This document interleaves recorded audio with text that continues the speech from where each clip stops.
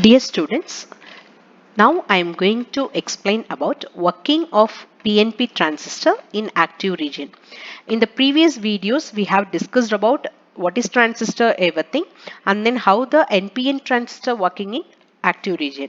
Same thing, the operation of the working of PNP transistor is similar to NPN transistor operation, but in case of PNP transistor, the current movement will take place due to the holes, whereas in NPN transistor, electrons constitute the current. Only this is the difference. Remaining everything will be similar. Even though, let me explain about the working principle of PNP transistor.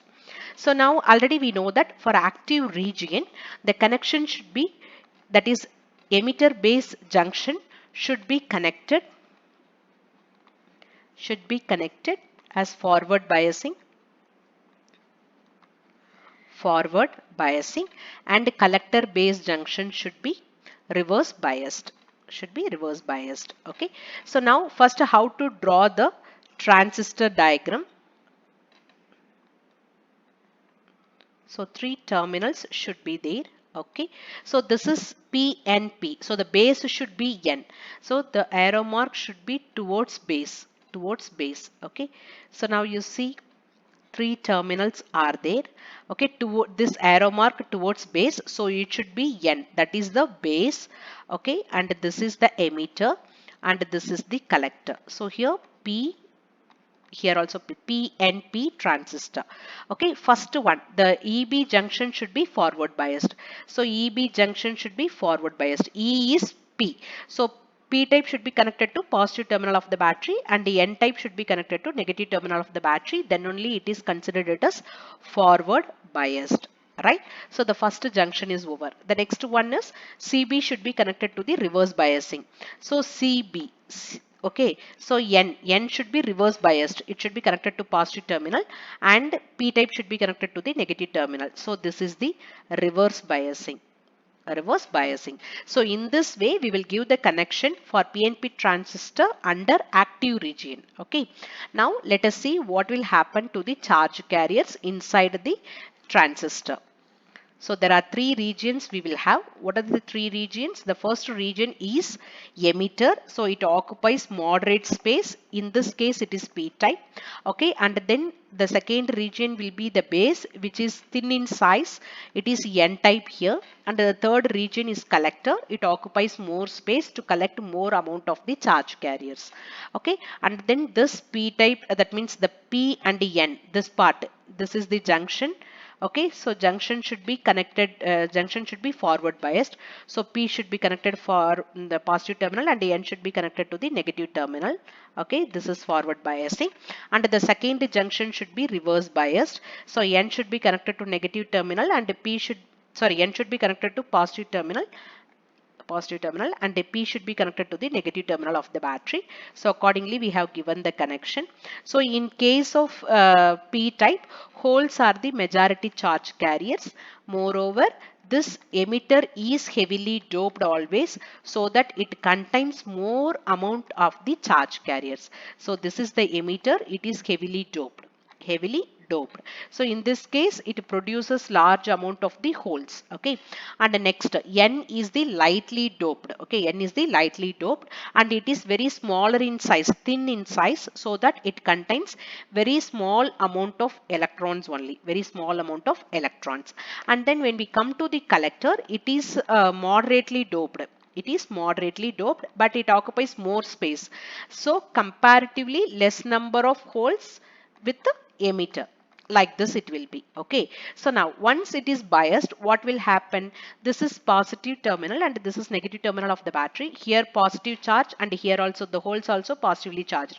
So both like charges repel each other. And then here we will have the depletion region.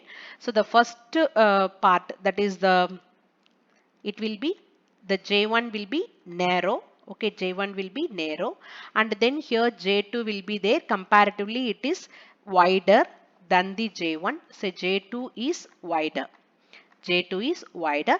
So due to the repulsive force, the holes will cross across the junction. cross across the junction. So same scenario for silicon, the voltage, the potential barrier voltage will be 0.7 volt. For germanium, the potential barrier voltage is 0.3 volt. Once it crosses that, the holes will cross across the junction and then it will reach the base. So in the base, only 2% of the holes will recombine with the electron. So here the holes movement will be in this direction. Listen carefully, the whole movement will be in this direction. So the whole movement direction only, the current movement also. The whole movement only the current movement. So which constitutes the current IE. Okay, and then in this case 2% of the holes recombine with the electron. Why? Because the n, that base is very thin as well as lightly doped, thin and lightly doped. Due to this fact, the recombination takes place with only 2%, which constitutes the base current, which is represented by IB, which constitutes the base current, right? After that, already I mentioned here high concentration of holes will be present in emitter side, but in collector side very less number. Okay, so here it is low concentration. So from higher concentration to lower concentration, the holes will be diffused. So this holes will get the energy to cross across this wider depletion region.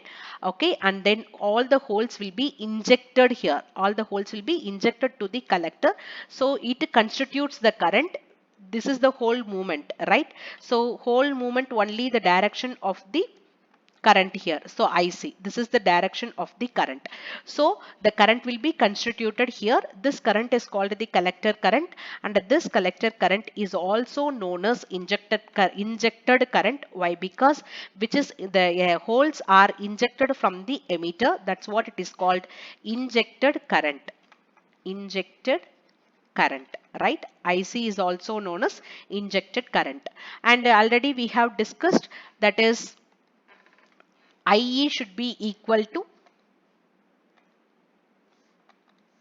so IE should be equal to IB plus IC according to the Kirchhoff's law. According to the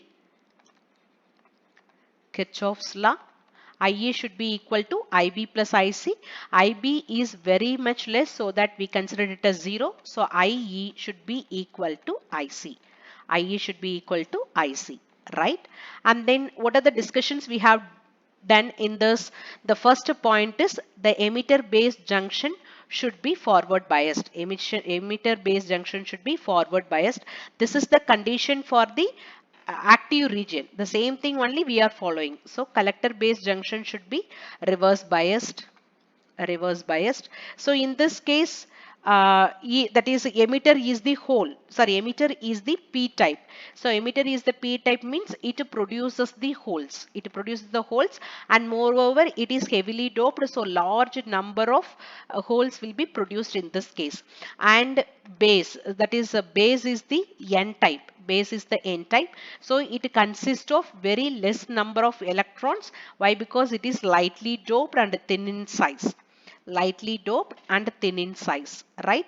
And the third one is, next one is collector. So collector is P type again, so that it produces holes, but it is moderately doped, so that comparatively very less in number with moderately with emitter. That will be the difference. Okay, and then according to the connection, it will be the holes will passed across, the holes will cross across the emitter to base, and the base is having very less number of electrons, so that 2% only recombine, remaining will diffuse into the collector part, so that the collector current is constituted highly, and then amplification takes place in this case. Okay, the same thing already we have discussed in the N type also.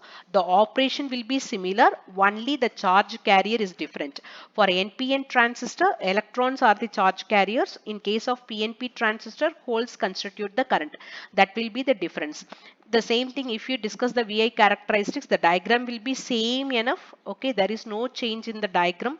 Okay, so first case is for forward biasing. So forward biasing means we will give VEB, voltage across emitter and base junction, and then current will be emitter current. So as usual, once it crosses the threshold voltage or across the potential barrier, then the current will be increased rapidly. And then when we come to the reverse biasing condition, here the voltage given will be VCB, voltage across the collector base junction, and the current produced will be IC. Okay, but the current will be increased up to the IE value. Once it reaches IE, then IE should be equal to IC in this case. Okay, so these are the VI characteristics diagram for forward and reverse biasing for PNP transistor.